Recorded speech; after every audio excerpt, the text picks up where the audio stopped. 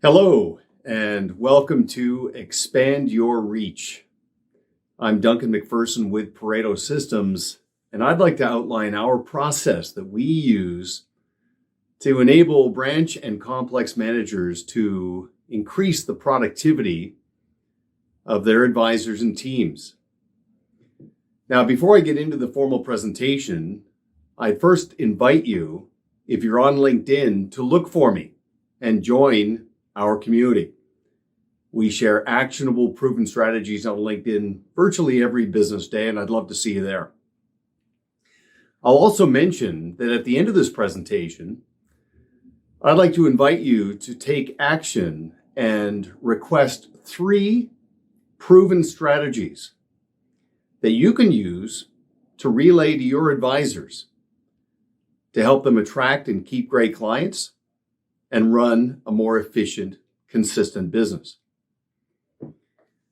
Now, clearly, the last year or two has been incredibly disruptive, volatile, and uncertain. And I'm sure you've seen the same thing I've seen, in that it's revealed 3 types of advisors. You have the advisors who are coasting, you have the advisors who are cresting, and then you have the advisors who are climbing. Now, by coasting, I mean, this is the group of advisors that are pretty much set in their ways. They're making minimal adaptations. They're kind of calling it in. And that's fine. But of course, that group is on a collision course with either an exit or just flat out obsolescence, because of the commoditization and fee compression that continues in this space. Those who are cresting are still growing. And in fact, in the last 12 months, we've seen advisors have their best year ever. But the problem is they haven't gotten out in front of their capacity issues, and they're on collision course with a plateau. They're just going to run out of time. And then you have the teams and advisors who are climbing. And by that, I mean they are growing, but they are refining and optimizing. They are professionalizing and standardizing everything they do. And their mindset is, this is where we win. And I'd like to help you identify and assist those who are climbing and those who are cresting, and even light the path for those who are coasting. Now, of course, you can't want it more than they do, but let's make some resources available to the advisors in your branch or your complex and see what kind of impact it can have. Now, of course, as a branch or complex manager, this last year or two has been quite revealing on your side as well. I mean, the degree of noise. You think about the logistical realities of having people fragmented or working from home. And then, of course, just the fact that you've only got 24 hours in the day as well, and the demands on your time have been incredible. But I'd still like to think of this as a tremendous opportunity for you as well. So let's first talk about your addressable audiences. You might have heard the expression that it's more important to reach people who count than it is to count the number of people you're reaching. You have 3 addressable audiences, and this is an extension on the coasting, cresting, and climbing dynamic. But when it comes to investing your time, you're looking, not unlike when you invest money, return on investment, return of investment. Your time is valuable. So you've got the group of advisors who deserve you, right? They're serious students. They take it seriously. And then you have the group of advisors who need you. The key is, I want you to find efficiency so you're not spending time with people who need you at the expense of the advisors who deserve you. And then in between those two groups, you have the movable middle. So those who deserve you and those in the movable middle, you can provide resources that we'll make available to you. And again, these aren't on trial. These are time tested, but you can provide them on a one-to-one basis, but in a sequential manner, and approach the deployment incrementally. For those who need you, you can approach that on a one-to-many basis and see what it reveals, and then sift out those who need you and how to get them into the movable middle and then achieve that progression. But again, you want to leave them wanting more, but you don't want it more than they do. The idea here is to activate self-motivation. Now, why is this a tremendous opportunity? Well, a lot of this is self-evident, but I believe that a good financial professional is at his or her highest level of referability right now, the opportunity to grow. I mean, think about how topical money is. Think about how noisy things are. I mean, advisors, clients are asking about things that they never asked about before. Crypto, geopolitical issues, precious metals, Robinhood, and on it goes.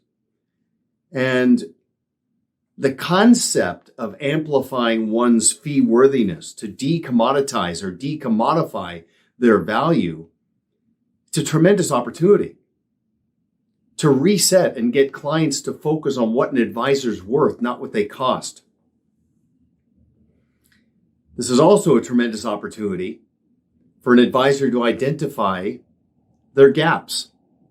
And I think one of the goals that you can help set for an advisor in your group is to identify 6 to 8 gaps that they can address in the next 90 days. That's reasonable. That's meaningful and measurable. And this is what we're seeing motivated advisors achieve. 6 to 8 gaps that they can address to elevate their client experience and put some distance between themselves and everyone else in the pack, which of course leads to professional contrast. Capitalizing on referability. You might have advisors now who are referable, but they're not getting the quality or quantity of referrals they really should be getting. But they're on the verge. There's a vein of gold there that we can tap into. So how do we do that? And again, I won't leave you hanging. If what I talk about here resonates, we're going to make 3 actionable resources available to you that you can relay to your group. In fact, let's call it 4. You know the difference between an advisor who works in the business, transacting, trading time for money, and an advisor who works on the business. Big difference. Well, we've developed and refined an approach to ensure that an advisor is constantly working on the business. And we call it always on. Now, this is just an overview, but we have a deep dive template that serves as a placeholder and a checklist for the 4 core quadrants of practice management. Now, as you can see, there's the on-side process. That's the fit process. As you know, for one of your advisors to get hired, another advisor has to get fired, attracting a prospective client to that business. That's a fit process. We've got that built out.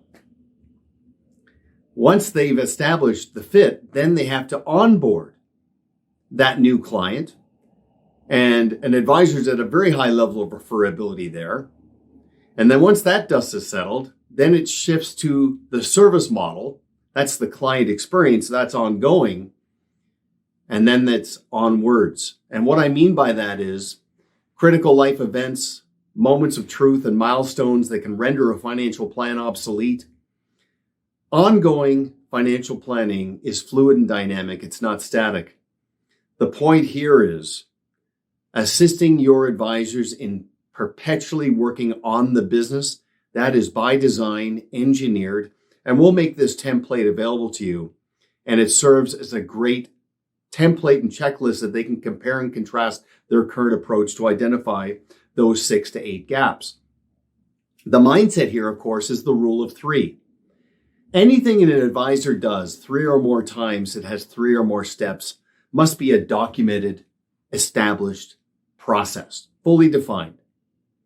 At a minimum, every advisor in your group should have an org chart, a playbook, and a service matrix that's client-facing and completely proprietary to that team, which is very important for a fee-for-service professional like a financial advisor.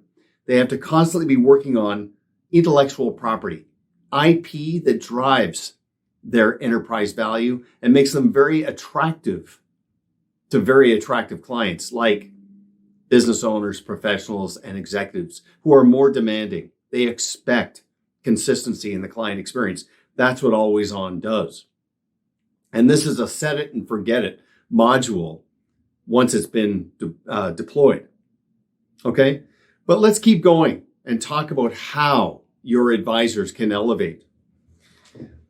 Now, as the leader of the branch or the complex, you have to keep your clay soft, as does the advisory teams in your community.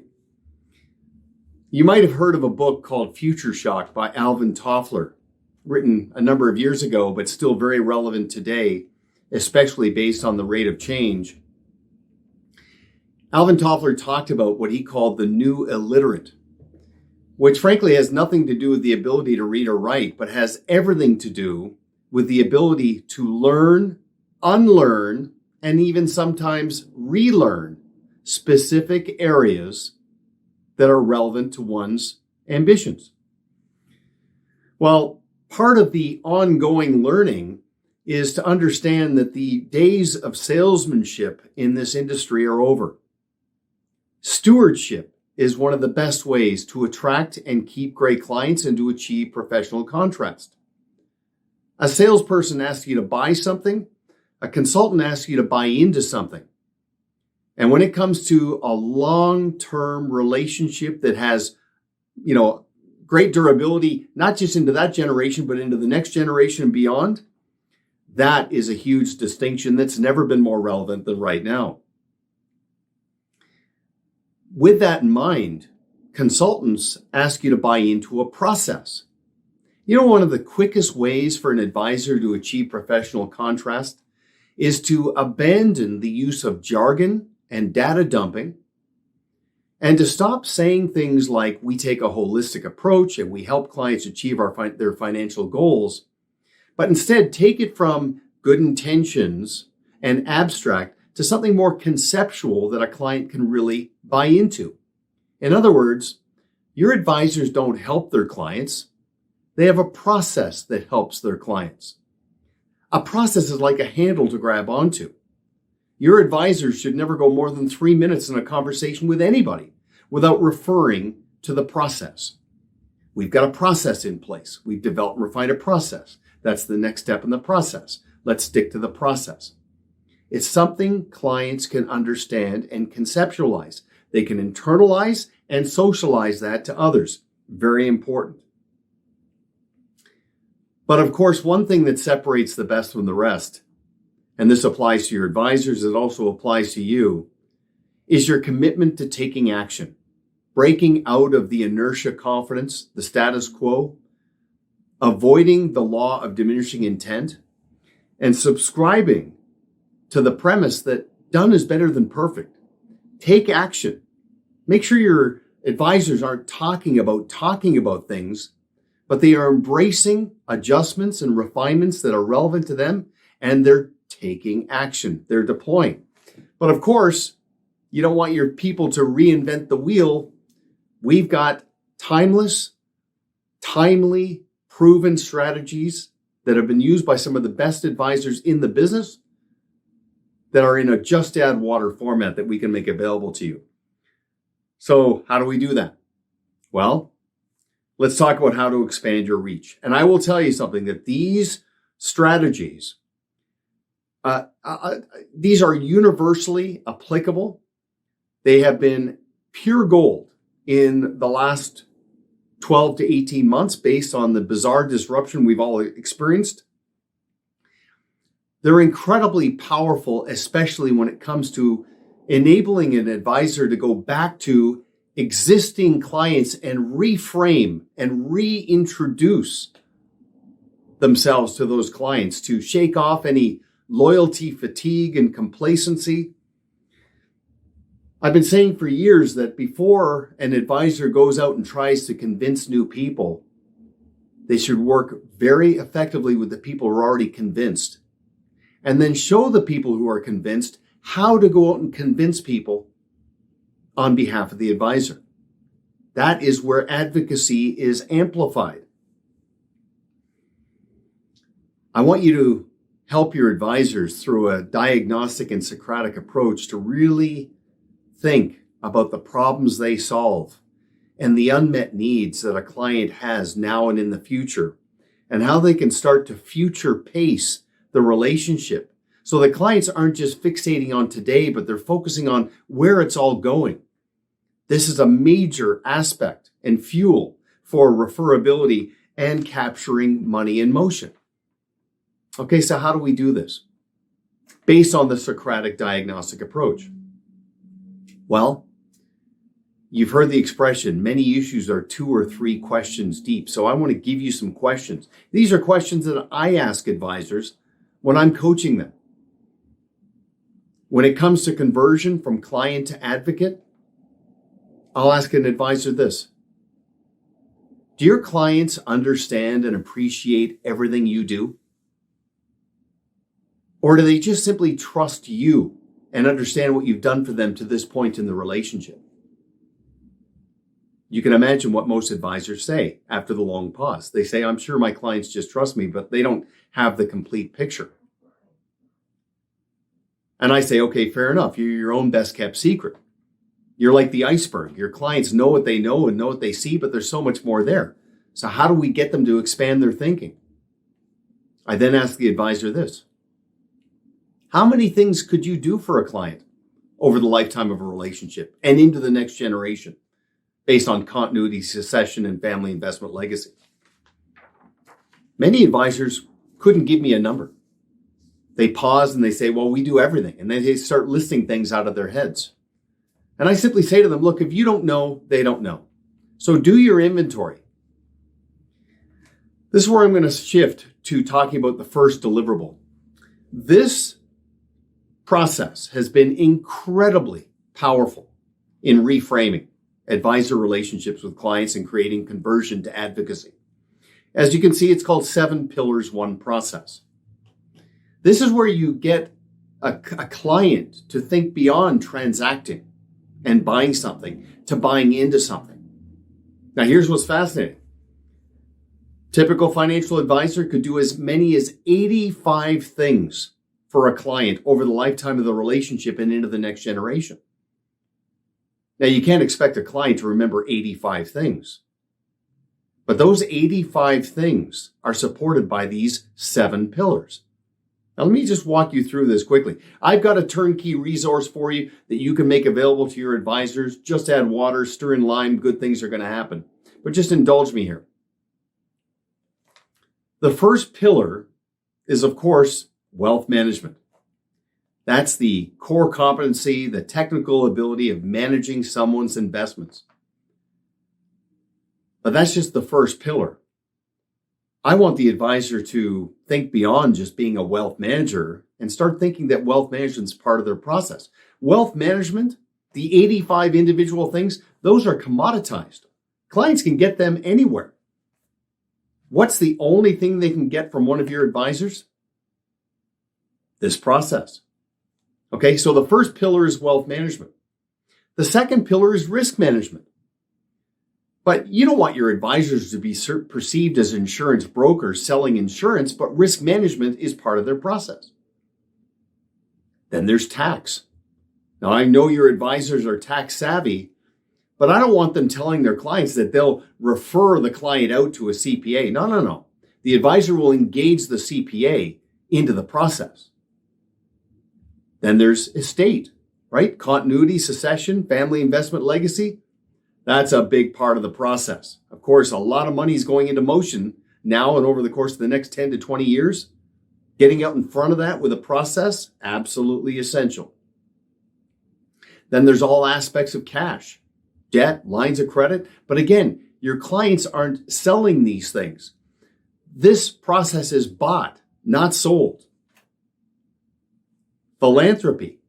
You think about the client, your advisor's ability to help a client with charitable giving and philanthropy, all their benevolent ambitions. That's part of the process. And then my favorite pillar of them all, the seventh pillar, which is a placeholder for all of the advisor's value-added services. But they're only value-added if there's something that clients actually value. So give them a home. It's not just because the advisor's a good person with good intentions and good qualities and skills. The client doesn't even need to remember the 7 pillars or the 85 things. They just need to remember one thing: that the advisor has developed and refined a process that puts every piece of the puzzle together, engages every service provider as a client's life unfolds and their needs evolve. Client will always have the complete picture. That's the beauty of the process. And this solution is invaluable when it comes to reframing and rejuvenating existing relationships. It converts customers into fully empowering clients, and from clients into referral generating advocates. Now, where does the rubber hit the road? How does the advisor deploy this? Well, let me shift now to the next solution. Now, this might come off as being a little bit harsh or even controversial, but I'm just going to make the statement that often for an advisor, the keystone of their relationships with clients in terms of communication, the tether, it's the review meeting. Whether it's face-to-face or on a digital platform, well, I'm here to tell you that the review meeting is obsolete. The days of getting together with a client to rehash something that's already happened, I mean, there was a time, there was a place, but now it's a minimum requirement. Enlightened advisors are walking away from that approach. They are branding their review meetings now as strategy and tactical meetings, where they will invest the past into the future, make mid-course corrections, make sure that the client and the advisor is completely aligned and in sync.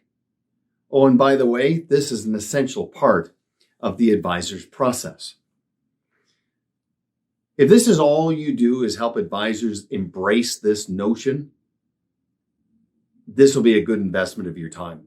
This minor adjustment can lead to major improvements. Now, as you can see, we make the agenda available for a strategy and tactical meeting. I also have a 6-minute video called The Review Meeting's Obsolete that walks an advisor through this, and it's a perfect companion. It is hand in glove to 7 Pillars 1 process. Basically, how it works is when the advisor meets with a client, they send the agenda in advance. You can see what the agenda items are. And as they work through the agenda, they get to the item, the bullet that says an overview of our process or raising the bar. And basically what the advisor says to the client is this: over the course of the last 12 to 18 months, we've used this disruptive period as an opportunity for us to refine and optimize what we do, to really raise the bar. We take a lot of pride in our client experience, but we know we can always do it better. So we've embraced best practices. We're looking forward to showing you some of these refinements. But here's what's interesting. Here's what we found. We've got some great clients, and many of whom are not aware of everything we do. So I'd like to just take a moment now to drill down into our process to make sure you have the complete picture. And this is where the advisor can show the 7 Pillars 1 process approach. It takes about 3 minutes to do this with a client, maybe 4 or 5 based on questions. Here's the most common response from a client, a long-term client. They say to the advisor, "Wow, I didn't know you did all this." What's also interesting is that based on the spirit of stewardship. They get to position the concept of advocacy and introductions as a service they're providing to clients. Nowhere in our approach do we tell advisors to ask for referrals. Pitching the idea of a referral as a favor they're asking of the client. Right? You've heard it all. Who else do you know? I get paid in 3 ways. I'm trying to grow my business. And all that other nonsense that doesn't work because it makes the advisor look needy. The key with practice management is to be referable. The key with solid communication, articulating value, and stewardship is to convert referability into a steady stream of actual referrals. Many advisors we meet are referable, but what's happening is they're being endorsed, not introduced. When they cross that bridge, the quality and quantity of introductions they get, like something they've never seen before. And it's all by design and engineered. So where do you go from here? Well, again, we'll make the always on template available to you. We'll make the review meeting is obsolete and the 7 pillars, 1 process modules. These are turnkey, proven best practices used by some of the most elite teams and advisors in the business with incredible results. They're minimally disruptive. They're easy to adopt, and you can make them available to your advisors. Now, we will also make copies of our book called the Advisor Playbook. Again, for the serious students in your branch or complex.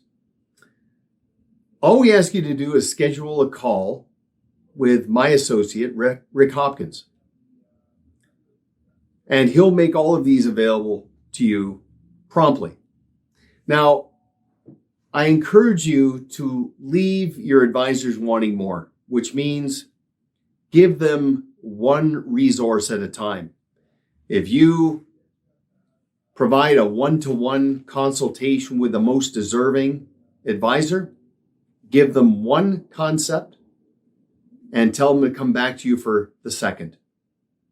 And help them build the bridge as they cross it, incrementally, in a linked and sequential format. If you do Zoom or WebEx type meetings for the movable middle and the advisors who need you, take the same approach. Don't dump the whole load and overwhelm them. Let them incrementally refine and optimize what they do. So you can see here, you can contact Rick Hopkins directly over the phone or via email. He will follow up on this session as well and make these resources available. I'd look forward to any feedback or comments that you might have on LinkedIn. And I'll just remind you, this is a tremendous opportunity. I've been in this business a long time. I've seen all kinds of jolts and disruptions and lightning strikes. I've also seen how revealing it is. The winning edge is often defined during periods of volatility and uncertainty.